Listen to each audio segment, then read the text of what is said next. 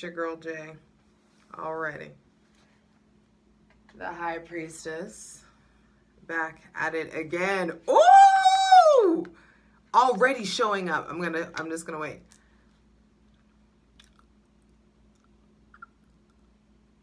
Back at it again with the general tarot reading. Well, actually, we're not doing, this is the Sagittarius season astrology video. Go check out the Scorpio season videos for your sun, moon, and rising. I'm telling you, that shit hits different at the end of the season. Patreon gets everything first, y'all. Patreon.com/justjeverything. Over there, we dive into the plunge, clarify every card. We also are just like exploring the soul in general. So come check it out for free content. Check out my Instasham at justj_everything, TikTok at justjeverything, and for other dope shit that I do, my website, justjeverything.com. Okay, and what's wild is because we're in Sagittarius season notes, I decided I was going to pull from the Star Codes Astro Oracle. Sagittarius rules the 9th house. And the fucking 9th house came out. Exploration. This looks like a compass protractor combination. Also like the helm or like a wheel on a ship or something. So we're definitely gonna read that. But welcome to Sagittarius season. Shit is on the up and up. It took me so long to even do this video because of the bouts of fucking nostalgia that this Scorpio season energy has had us in. It's like the nostalgia has had us in a fucking chokehold. The remembering. It's very Six of Cups. But we're finally like drenching, like after being drenched in that Scorpio season energy, we're finally like rinsing ourselves out, rinsing ourselves off, really like squeezing out the unnecessary dampness, all the emotional, like it's like the emotional gray water. Ooh, the emotional gray water. It's just like the waters that you don't need anymore. Cry it out, let it out, like fuck it out, do whatever. No, don't do that. Unless it's with someone that you really trust. But like there, I feel like I appropriately prepared everybody and no one else has chimed in. So I'm just going to take that as, you know, yeah, y'all been going through it too. But welcome to Sagittarius season. I know it gets better. Hey, you ain't gotta be stressed out and gonna play music loud. You ain't gotta have no doubt. Sorry. Alright, hydrate, light it if you got it. As we create some sacred space for this astrological information to come through. The Sagittarius season is the season of Sagittarius is a sign of I understand. And here we're going to be attracted to and having deep revelations and realizations and aha moments in the realm of philosophy and traveling, in the power of being blunt, the power of being direct, the power of long distance, what that means, what that can create and generate for you. And this is a big season of aspiration. I mean, really, this is like welcome to the season of the eternal optimist. And so that's even with the 9th house popping out before I even asked for anything. Like, it's just like, believe that like little shit and like little thing, let spirit show out here and there. You know what I mean? Like, let yourself be in awe. Because shit is like, this is, I mean, we're about to enter a brand new cycle in Jupiter. And this is in Jupiter rules Sagittarius season. The 9th house showing up. I got black seeds in my teeth because I be doing research on herbal everything.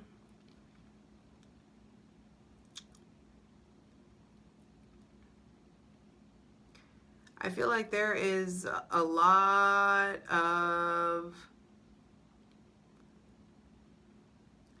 integration.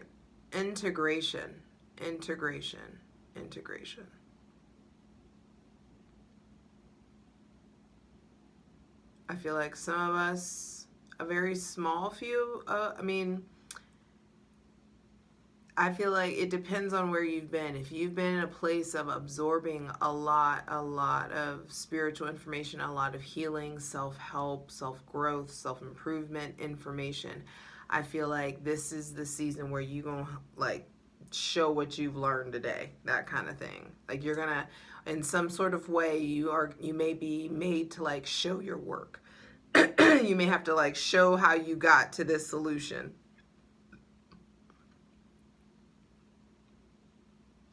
In Sagittarius season, there is this hunger or this thirst for knowledge and information, but I feel like maybe it's the other way around. Maybe there's a small group of you who like get to display what you understand, and you're putting on not putting on a show, but there is some sort of like display or passing of a test that's coming through. But either way, I don't know where that's coming in. But definitely this is a season to do like the homie check-in, like check on your strong friends, check on all your friends. Really Sagittarius energy. Sagittarians just like they need to be and want to be around upbeat people. So that could be something that comes in for you where you just may notice who can like keep the vibe high throughout winter. Even though we're entering, this is mutable fire.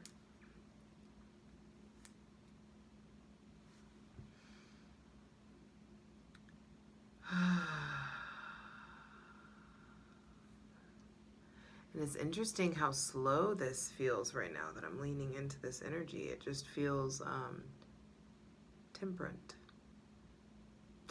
Well, that's appropriate. Some of us have fucking learned. So slow clap. All right. On November 22nd, Sagittarius gets the sun. And it's very like easier access to happy-go-lucky vibes, especially hell and a lot. It's like you finding a stick on the ground feels happy-go-lucky in Sagittarius season compared to Scorpio season, you know. And so there is some sort of lightheartedness that we are rewarded with on the other side of Scorpio season energy. On November 23rd, we have the new moon in Sagittarius. And here, I'm going to do a separate video on it, but there is a lot about contemplating how can you get happier with what you have now. Because Sagittarius energy is very like grass is greener on the other side type shit. May have you looking in places and possibly tempted to be in spaces that your ass doesn't need to be in. But, I mean, depending on how you set your life up, there could just be something here about, are you happy with the now? How can you get happy with the now? Can you be present in the now? What's the root for the grass is the greener, or what's the root for the striving? Is it just capitalism? You know, it's whatever. We'll do a separate video on it. On that same day, the new moon in Sagittarius, Jupiter goes direct in Pisces finally. And there is like a flow forward. Pisces is a sign of I believe, and Jupiter is the planet of belief and philosophy and values and courts and travel and long distance and higher learning. And there's just so much to learn about what you believe in. You're believing in yourself and your ability to access different sources of entertainment, different sources of sources of spirit.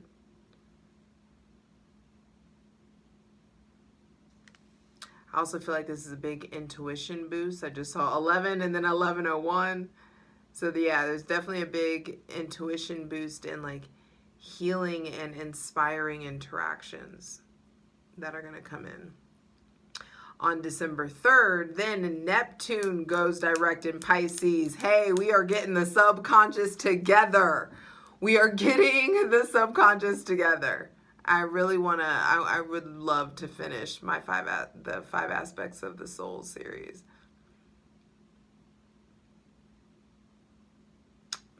In Sagittarius season, that would just feel really, really good. Should just wrap that up and be able to start doing those readings consistently.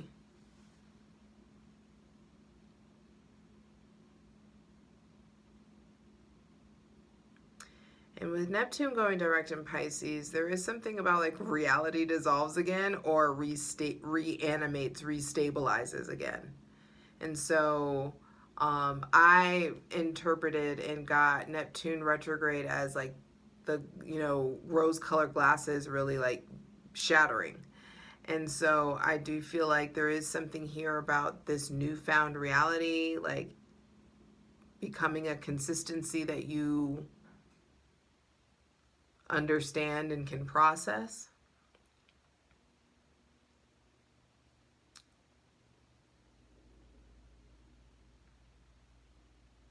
It also, trying to tap into Neptune just feels like drugs to me. So I'll explore that independently. On December 6th, we have on December 6th, we have Mercury going into Capricorn. And it's business time. It's time to really like dream up some new ideas, new policies, procedures, new plans, a curriculum, whatever you need to do. Getting more methodical in the thinking. Your mind is going to be geared towards the practical. And so I think that will be a great time for everybody. And with Mars being retrograde in Gemini, I feel like it's this interesting paradox between like being forced to slow down, and in the slowdown getting all of these ideas and information that you don't necessarily have like the juice to execute, but you have the opportunity and the time to cultivate all this stuff and to like really like work out the kinks and create a scaffolding for something. So I like that. On December 7th, we have the full moon in Gemini. Of course, I'll do a separate video on that. And it's, are there more effective ways to express yourself and communicate? Of course there are. But now there is something here about like, use your words, baby. Use your words. We too grown to be not using our words. On December 9th. I hope I've been saying December this whole time. Just in case, Mercury goes into Capricorn on December 6th. There's the full moon in Gemini on December 7th. And then on December 9th, Venus goes into Capricorn. And it's definitely time to get serious about money.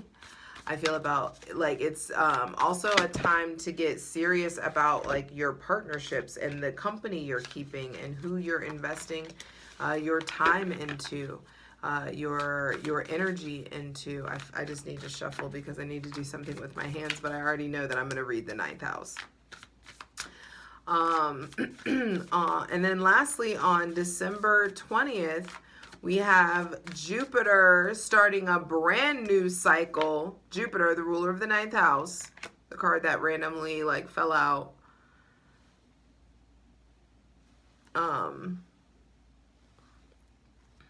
Jupiter is starting a new cycle. Aries is the first house, so this is Jupiter starting, like being direct, starting its like brand new cycle. And this feels just, it feels big. Yeah, I don't even know what this is, but it just feels, it feels big. Start like leaving Pisces, this darkness, going into this red Aries, going into, what is this? Solar calm, clarify. So yeah, there's gonna be some motherfucking clarity, all right, that comes through.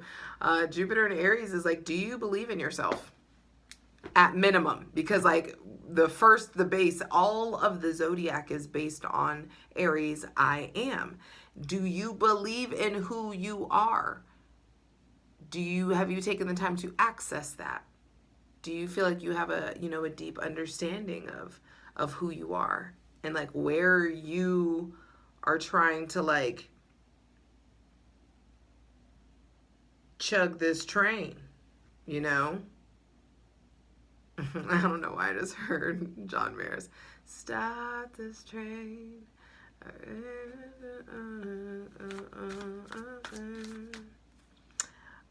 What actions need to change to improve your relationship with luck? Do you believe in luck? Do you believe in a higher power? As soon as I said, do you believe in luck? Saturn came out. Do you believe in luck? And some of you don't believe in luck because of Saturn. Some of you, Saturn has been really, really hard on a lot of people lately, but it's like Saturn is the planet that promises if you do the hard work, if you put the effort in, if you do the right thing, you will reap a reward. And Jupiter in Aries has a lot to say about the next 10 to 12 years for a lot of you.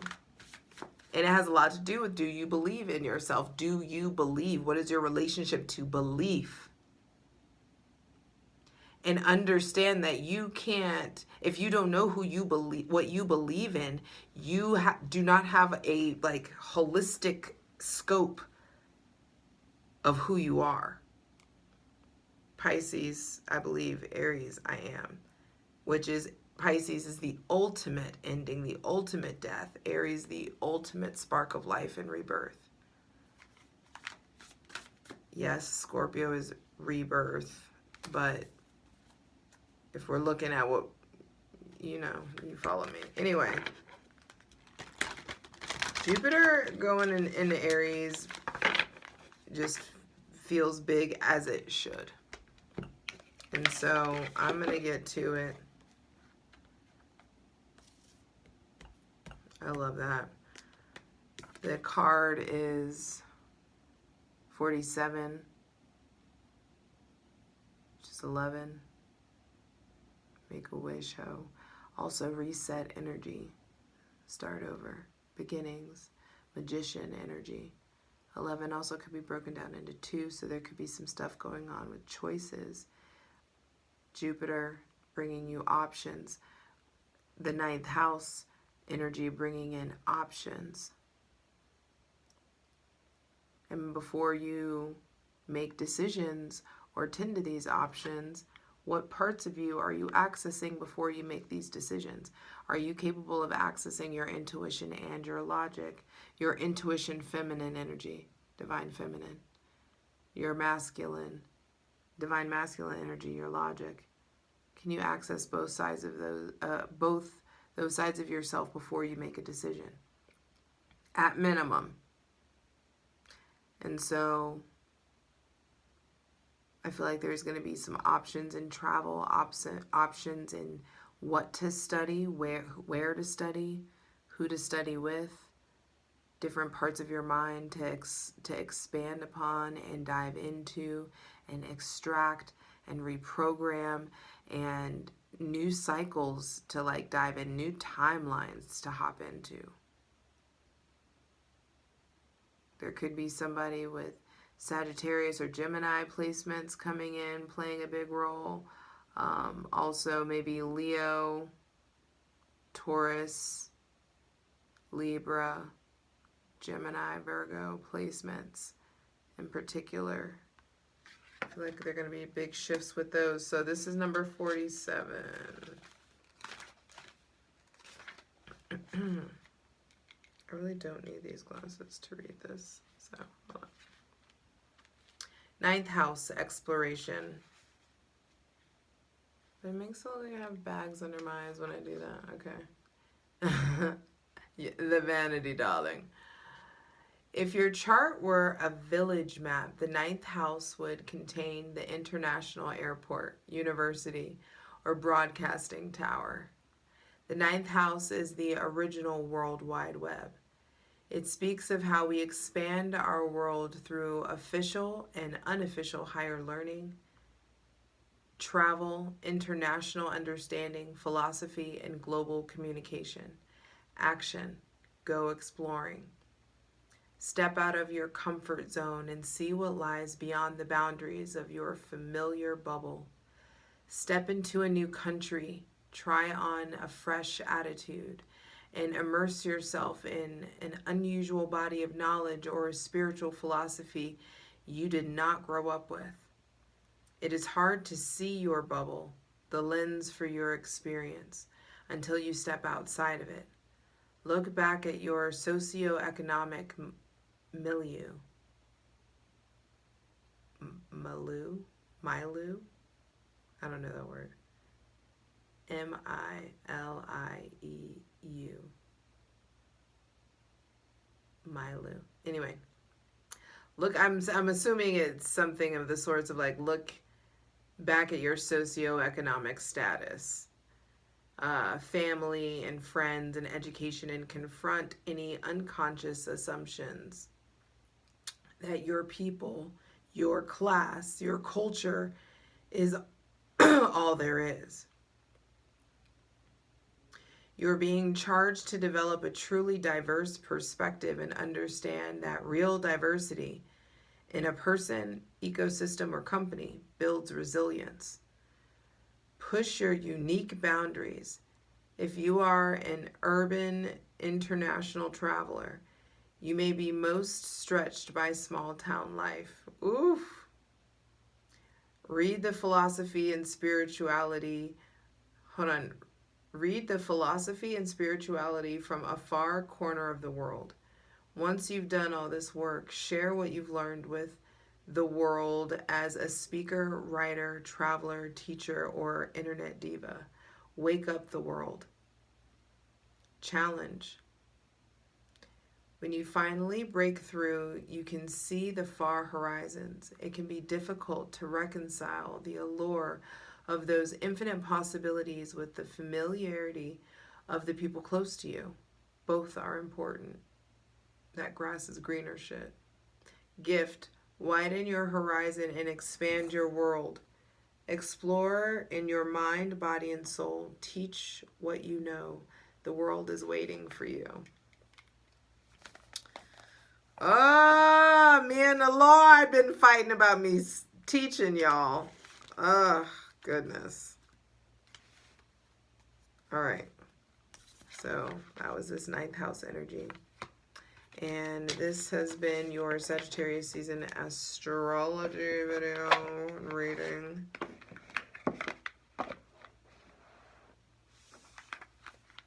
The sign by sign readings are going to be rolling out slowly, I can tell you that. They are not all going to drop on the start of Sagittarius season. I'm taking myself off that hook because I want to go like in the flow and be in the fucking flow and get in my Sagittarian energy, which is all about freedom and not interested in being bound by the structure of higher learning. It just wants to access the information that the higher learning provides on its own time and in its own way. And me as an Aries fucks with that. So Be prepared for Sagittarius videos to flow, but they're going to flow when me and Spirit, you know, yes, that's what we do. That's how it looks. It's what's in the spirit realm. That's what's happening when I'm giving you all readings. It's me and Source, just like, okay, I love you, I'm tired. Godspeed.